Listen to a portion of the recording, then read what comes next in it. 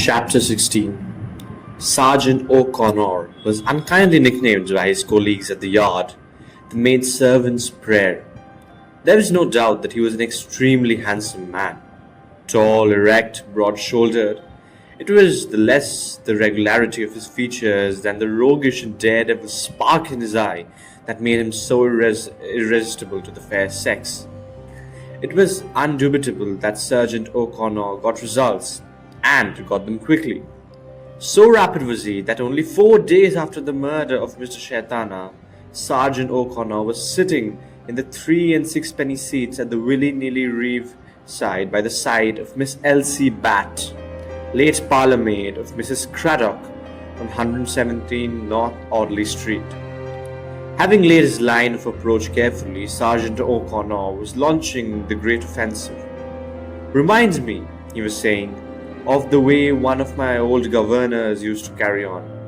Name of Craddock. He was an old cuss, if you like." "Craddock? I was with some Craddocks once." "Well, that's funny. Wonder whether they were the same?" "Lived in North Audley Street, they did," said Elsie. "My lot were going to London when I left them," said O'Connor promptly. "Yes, I believe it was North Audley Street. Mrs. Craddock was rather a one for the gents." Elsie tossed her head. "I had no patience with her, always finding fault and grumbling. Nothing you did right." "Her husband got some of it too, didn't he?" "She was always complaining he neglected her and that he didn't understand her, and she was always saying how bad her health was, and gasping and groaning. Not ill at all, if you ask me." O'Connor slapped his knee. "Got it. Wasn't there something about her and some doctor, a bit too thick or something?" "You mean Dr. Roberts? He was a nice gentleman, he was." "You girls, we're all alike," said Sergeant O'Connor. "The moment a man's a bad lot, all the girls stick up for him. I know his kind." "No, you don't, and you're all wrong about him. There wasn't anything of that kind about him. Wasn't his fault, was it, if Mrs. Craddock was always sending for him?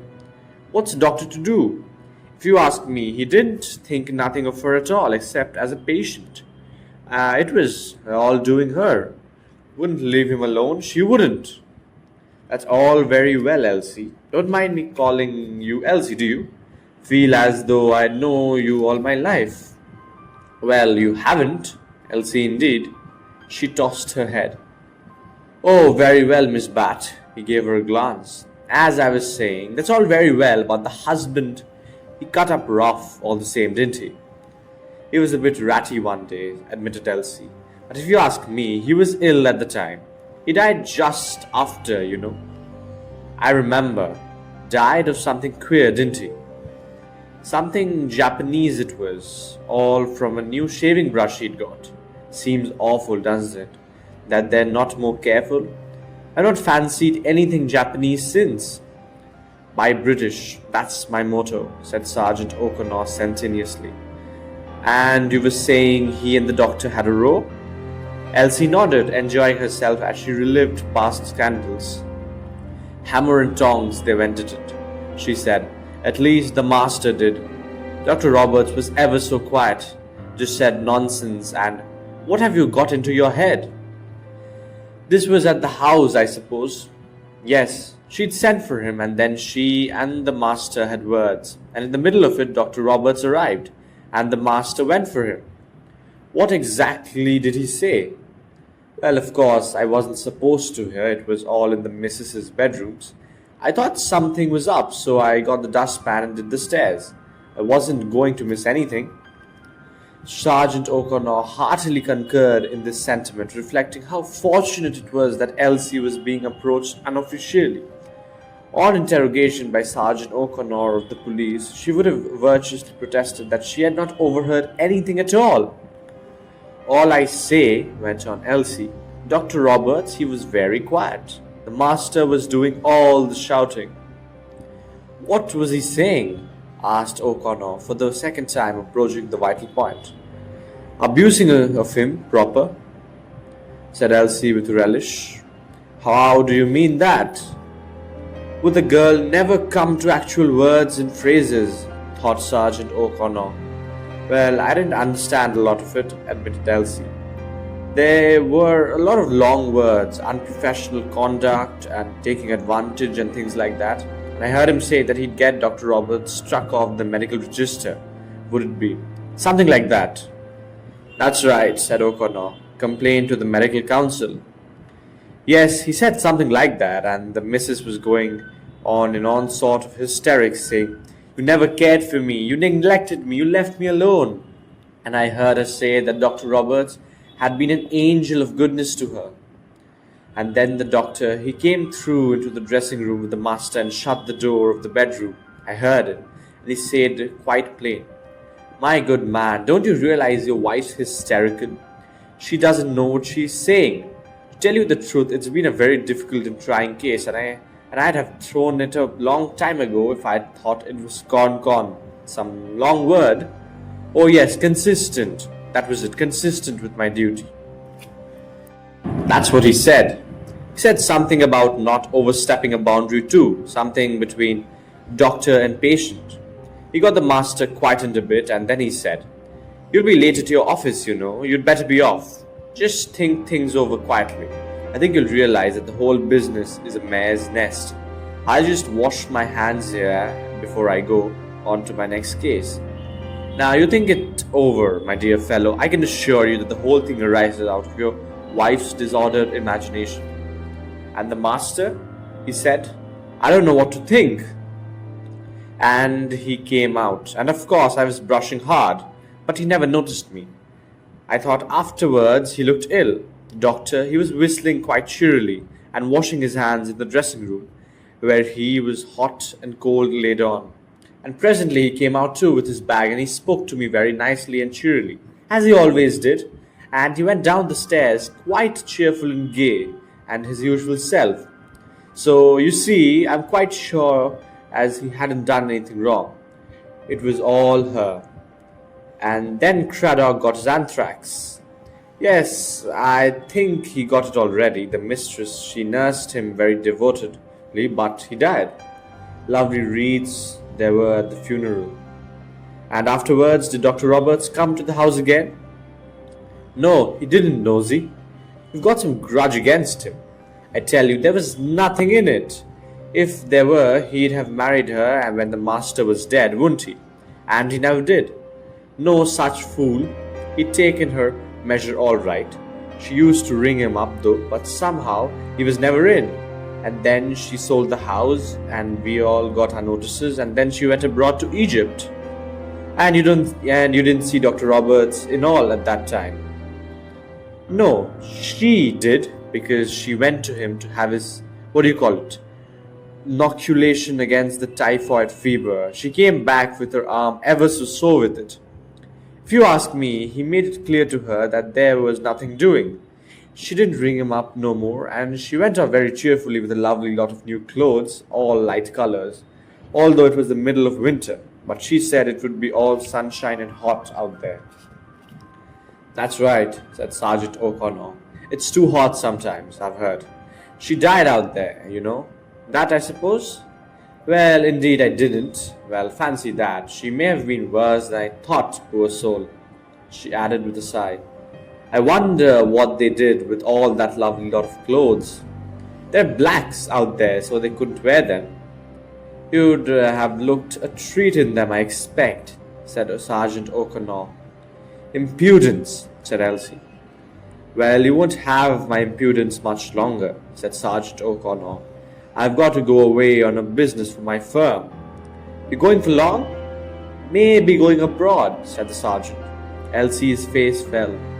Though unacquainted with Lord Byron's famous poem, I never loved a dear gazelle, etc., its sentiments were at that moment hers. She thought to herself, funny how all the really attractive ones never come to anything. Oh well, there's always Fred. Which is gratifying, since it shows that the sudden incursion of Sergeant O'Connor into Elsie's life did not affect it permanently. Fred may even have been the gainer. Chapter 17. Rhoda Dawes came off Debenhams and stood meditatively upon the pavement. Indecision was written all over her face. It was an expressive face. Each fleeting emotion showed itself in a quickly varying expression. Quite plainly at this moment, Rhoda's face said, "Shall I or shan't I? I'd like to, but perhaps I'd better not." The commissionaire said, "Taxi, miss," to her hopefully. Rhoda shook her hand. A stout woman carrying parcels with an eager, shopping early for Christmas expression on her face canoed into her severely, but still Rhoda stood stalkingly, trying to make up her mind. Chaotic odds and ends of thoughts flashed through her mind. After all, why shouldn't I? She asked me to, but perhaps it's just the thing she says to everyone. She doesn't mean it to be taken seriously. Well, after all, Anne didn't want me. She made it quite clear she'd rather go with Major Despard to the solicitor man alone. And why shouldn't she? I mean, 3 is a crowd, and it isn't really any business of mine. It isn't as though I'd particularly wanted to see Major Despard. He's nice, though. I think he must have fallen for Anne. Men don't take a lot of trouble unless they have. I mean, it's never just kindness. A messenger boy bumped into Rhoda and said, "Beg pardon, miss," in a reproachful tone. "Oh dear," thought Rhoda. "I can't go on standing here all day, just because I'm such an idiot that I can't make up my mind. I think that coat and skirt's going to be awfully nice. I wonder if brown would have been more useful than green. No, I don't think so. Well, come on. Shall I go or shan't I? 3:30. It's quite a good time. I mean, it doesn't look as though I'm caging a meal or anything. I might just go and look, anyway." She plunged across the road, turned to the right and then to the left up Harley Street, finally pausing by the block of flats always airily described by Mrs. Oliver as all among the nursing homes. Well, she can't eat me, thought Rhoda, and plunged boldly into the building. Mrs. Oliver's flat was on the top floor. A uniformed attendant whisked her up in a lift and decanted her on a smart new mat outside a bright green door. "This is awful," thought Rhoda. "Worse than dentists. I must go through with it now." Pink with embarrassment, she pushed the bell. The door was opened by an elderly maid. Is Miss Oliver at home?" asked Rhoda. The maid drew back. Rhoda entered. She was shown into a very untidy drawing room. The maid said, "What name shall I say, please?" "Oh, Miss Dawes, Miss Rhoda Dawes." The maid withdrew. After what seemed to Rhoda about 100 years, but really exactly a minute and 45 seconds, the maid returned. "Will you step this way, miss?" Pinker than ever, Rhoda followed her. Along a passage around a corner, a door opened. Nervously, she entered into what seemed at first to her startled eyes of an African forest. Birds, masses of birds, parrots, macaws, birds unknown to ornithology, twined themselves in and out of what seemed to be a primeval forest. In the middle of this riot of bird and vegetable life, Rhoda perceived a battered kitchen table with a typewriter on it, masses of typescript littered all over the floor, and Mrs. Oliver, her hair in wild confusion rising from a somewhat rickety-looking chair. "My dear, how nice to see you," said Mrs. Oliver, holding out a carbon-stained hand and trying with her other hand to smooth out her hair, a quite impossible proceeding. A paper bag touched by her elbow fell from the desk, and apples rolled out energetically all over the floor. "Never mind, my dear, don't bother. Someone will pick them up sometime." Rather breathless, Rhoda rose from a stooping position with 5 apples in her grasp. "Oh, thank you. No, I shouldn't put them back in the bag. I think it's got a hole in it. Put them down on the mantelpiece. That's right. Now then sit down and let's talk." Rhoda accepted a second battered chair and focused her eyes on her hostess. "I say, I'm terribly sorry. Am I interrupting or anything?" she asked breathlessly. "Well, you are and you aren't. Well, I am working, as you see, but that dreadful Finn of mine has got himself terribly tangled up. He did some awfully clever deduction with a dish of French beans, and now he's just detected deadly poison in the sage and onion stuffing of the Michaelmas goose. I've just remembered that French beans are over by Michaelmas. Thrilled by this peep into the inner world of creative detective fiction, Rhoda said breathlessly, "They might be tinned." "They might, of course," said Mrs. Oliver doubtfully, "but it would rather spoil the point. I'm always getting tangled up in horticulture and things like that. People write to me and say I've got the wrong flowers all out together, as though it mattered. And anyway, they are all out together in a London shop." "Of course it doesn't matter," said Rhoda loyally. "Oh, Mrs. Oliver, it must be marvelous to write." Mrs. Oliver rubbed her forehead with a carbony finger and said, "Why?" "Oh," said Rhoda, a little taken aback, "because it must. It must be wonderful just to sit down and write off a whole book." "It doesn't happen exactly like that," said Mrs. Oliver. "One actually has to think, and thinking is always a bore. And you have to plan things, and then one gets stuck every now and then, and you'll feel you'll never get out of the mess. But you do. Writing is not particularly enjoyable. It's hard work, like everything else." "It doesn't seem like work," said Rhoda. "Not to you," said Mrs. Oliver, "because you don't have to do it. It feels very like work to me.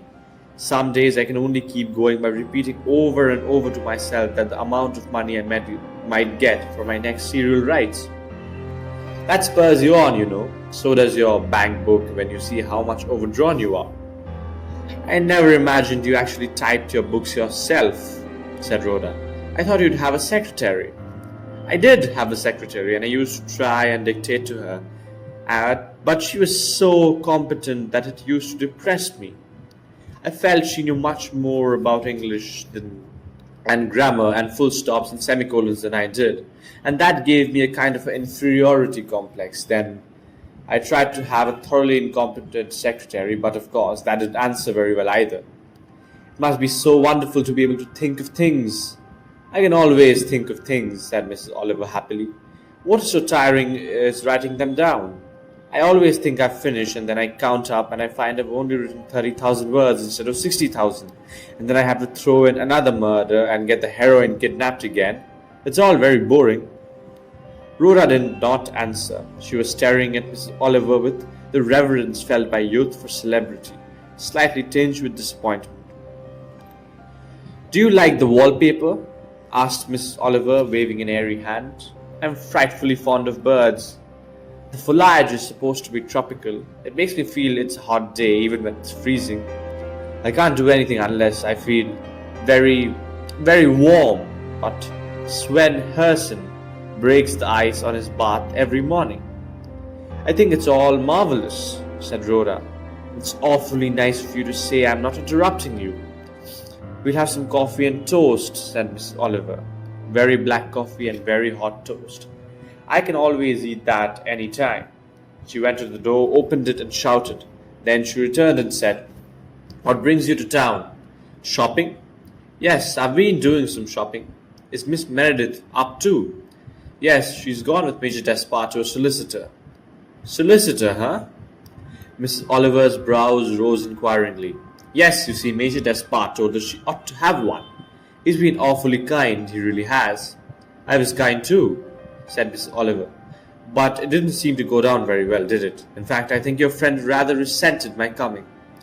"Oh, she didn't. She really didn't." Rhoda wriggled on her chair in a paroxysm of embarrassment. "That's really one reason why I wanted to come today, to explain.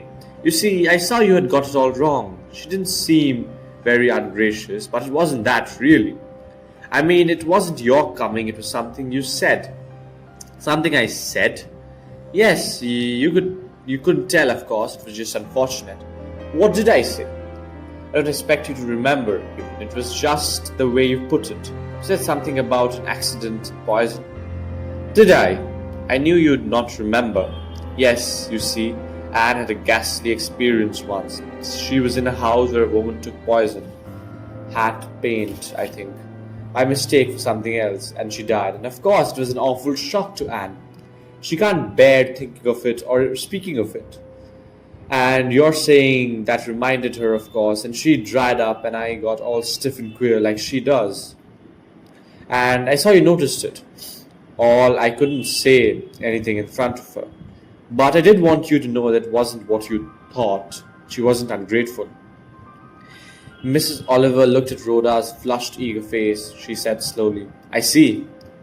Anne's awfully sensitive, said Rhoda, and she's bad about, well, facing things. If anything's upset her, she'd just rather not talk about it, although that isn't any good, really. At least I don't think so. Things are just the same, whether you talk about them or not. It's only running away from them to pretend they don't exist. I'd rather have it all out, however painful it would be. Ah, said Oliver quietly. But you, my dear, are a soldier. Your Anne isn't. Rhoda flushed. Anne's darling. Miss Oliver smiled. She said, I didn't say she wasn't. I only said she hadn't gotten your particular brand of courage. She sighed. Then she rather unexpectedly said, the girl, do you believe in the value of truth, my dear? Of course I believe in the truth, said Rhoda, staring. Yes, you say that, but perhaps you haven't thought about it. The truth hurts sometimes and destroys one's illusions. I'd rather have it all the same. So would I. But I wouldn't know that we are wise. Rhoda said earnestly. Don't tell Anne, will you, what I've told you? She wouldn't like it. I certainly shouldn't dream of doing any such thing. Was this long ago? About 4 years. It's odd, isn't it, how the same things happen again and again to people. I had an aunt who was always in shipwrecks, and here's Anne mixed up in 2 sudden deaths. Only, of course, this one's much worse. Murder's rather awful, isn't it? Yes, it is. The black coffee and hot buttered toast arrived at this minute. Rhoda ate and drank with childish gusto. It was very exciting to her thus to be sharing an intimate meal with a celebrity. When they had finished, she rose and said, I do hope I haven't interrupted you too terribly. Would you mind, would it bother you awfully if I sent one of your books to you? Would you sign it for me? Miss Oliver laughed. Oh, I can do one better than that for you. She opened a cupboard at the far end of the room. Which would you like? I rather fancy the affair of the second goldfish myself. It's not quite such frightful tripe as the rest. A little shocked at hearing an authoress thus describe the childishness of her pen, Rhoda accepted eagerly. Miss Oliver took the book, opened it, inscribed her name with a superlative flourish and handed it to Rhoda. There you are. Thank you very much. I've enjoyed myself. Sure you didn't mind my coming. I wanted you to. She added after a moment's pause. You're a nice child. Goodbye. Take care of yourself, my dear. Now, why did I say that? She muttered to herself as the door closed behind the guest. She shook her head, ruffled her hair, and returned to the masterly dealings of Sven Hairsson with the stage and onion stuffing. Hello everyone, this is Suryanshu. If you enjoyed this audiobook, do consider subscribing to the channel and dropping a like. It really helps. And do turn on the notification to get notified when I post new videos. So stay tuned for the next audiobook and goodbye until next time.